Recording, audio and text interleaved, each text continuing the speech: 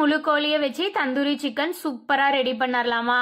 நான் சொல்கிற மெஷர்மெண்ட்லேயே step by step செஞ்சீங்க அப்படின்னா ரொம்ப சூப்பராக வீட்லேயே ரெடி பண்ணிடலாம். கடையில் நம்ம ஃபுல் கோழியும் வாங்கணும் அப்படின்னா கொஞ்சம் காஸ்ட்லியாக தான் இருக்கும். அதுக்கு பதிலாக நம்ம வீட்லேயே சூப்பராக ரெடி பண்ணி சாப்பிட்டுக்கலாம்.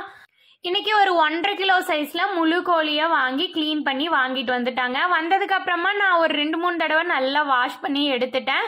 ஃபர்ஸ்ட் ஒரு கப்ல லெமன் புளிஞ்சிட்டு உப்பு, மஞ்சத்தூள், மிளகாத்தூள் மட்டும் ஆட் பண்ணி நல்லா மிக்ஸ் பண்ணிட்டு கோழியை எந்த அளவுக்கு குட்டி குட்டியா கட்டிங் கொடுக்க முடியுமோ அந்த அளவுக்கு நல்லா கட்டிங் கொடுத்துக்கலாம். அப்பதான் உப்பு காரம் எல்லாமே ரொம்ப சூப்பரா உள்ள இறங்கும். ஸோ நான் குட்டி குட்டியா எல்லா இடத்துலையுமே இது மாதிரி கட்டிங் போட்டுக்கிறேன்.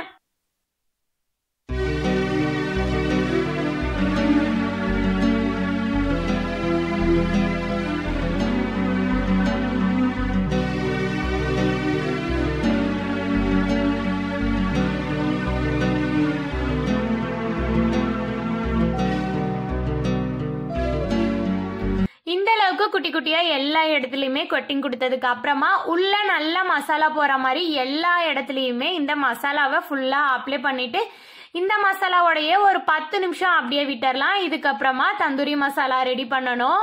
நானுமே இப்பதான் ஃபர்ஸ்ட் டைம் முழு கோழியில தந்தூரி ரெடி பண்ண போறேன். இதுக்கு முன்னாடி எல்லாமே லெக் பீஸ் வாங்கி அதுல தந்தூரி ரெடி பண்ணியிருக்கேன். பக்காவா வந்திருக்கு. ஸோ ரொம்ப நாள் ஆசை முழு கோழியில ட்ரை பண்ணணும் அப்படின்ட்டு. ஆனா சும்மாலாம் சொல்லலைங்க, ரொம்ப சூப்பராகவே வந்திருந்தது. ஹோட்டல்ல வாங்குற அதே டேஸ்ட்லயே இருந்தது. ஸோ குட்டி குட்டி ஸ்டெப் தான், அதெல்லாமே கரெக்டா ஃபாலோ பண்ணோம் அப்படின்னா ரொம்ப ஈஸியாவே செஞ்சிடலாம். இதுக்கப்புறமா தந்தூரி மசாலா ரெடி பண்ணணும். அதுக்கு ஒரு 2 குழிக்கரண்டி அளவுக்கு தயிர் ஆட் பண்ணிக்கலாம். தயிர் ரொம்ப ரொம்ப முக்கியம். தயிர் ஆட் பண்ணி செய்யும் போது தான் டேஸ்டும் நல்லா இருக்கும். நல்லா உள்ள ஜூசியா சாஃப்டா வரும்.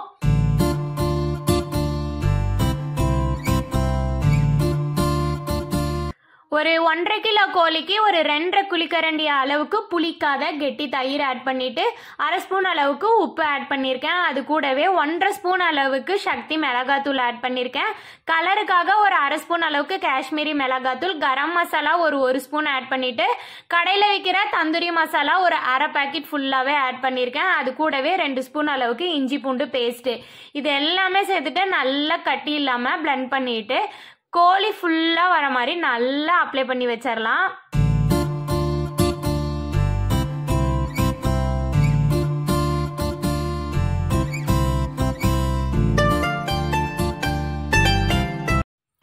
எந்த இடத்துல எல்லாம் அந்த கட்டிங் கொடுத்துருக்கோமோ அதுக்குள்ள ஃபுல்லா வர மாதிரி மசாலாவை அப்ளை பண்ணணும். அப்பதான் அதுக்குள்ள உப்பு காரம் எல்லாமே இறங்கி நமக்கு உள்ளேயுமே நல்ல ஜூசியா டேஸ்டியா இருக்கும்.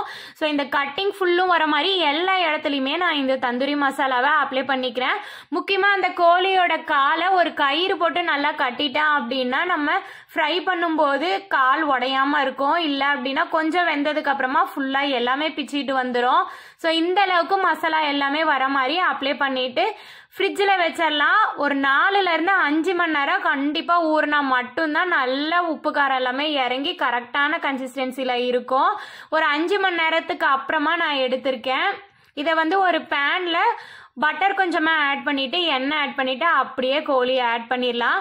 மீடியம் ஃப்ளேமில் வச்சுட்டு கோழியை நல்லா திருப்பி திருப்பி போடணும். கொஞ்ச நேரம் வேகிற வரைக்கும் கோழியிலேருந்து கொஞ்சம் ஜூஸியாக வரும்.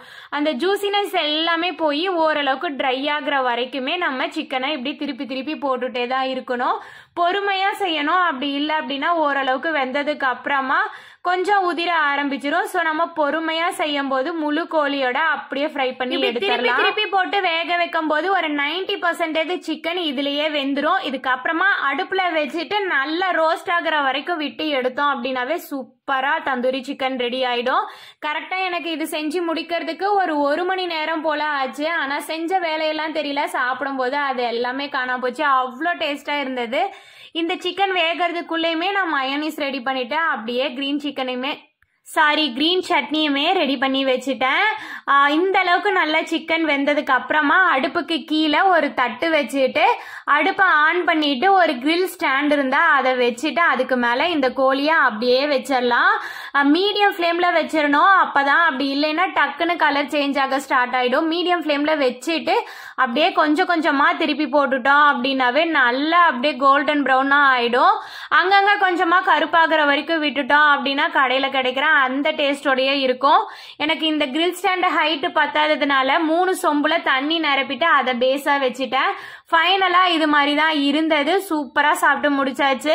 ஒரு தடவை ட்ரை பண்ணி பாருங்க. இந்த வீடியோ பிடிச்சிருந்தா சப்ஸ்கிரைப் பண்ணி